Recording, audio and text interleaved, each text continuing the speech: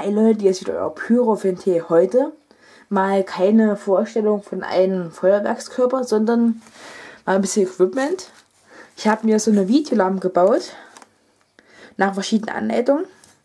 Hier ist ein 9 Volt Block Akku drin und hier vorne so ein 12 Volt LED-Strahler. Das Ding ist echt sauhell und für meine größeren Feuerwerke, die ich jetzt geplant habe, echt nützlich, dass ich euch besser vorstellen kann, auch mal im Dunkeln. Was ja vielleicht besser wird, weil ich es ja nicht so früh aufbauen will, falls es regnet. So sieht sie aus. Die ist extrem hell. Das sind an der 300 Lumen. Wenn man da hochguckt, ist zwar jetzt hell, aber sonst die ist Hammer, die Lampe.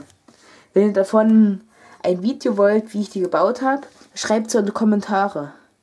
Zunächst mal euer Pyro-Fan-Tee.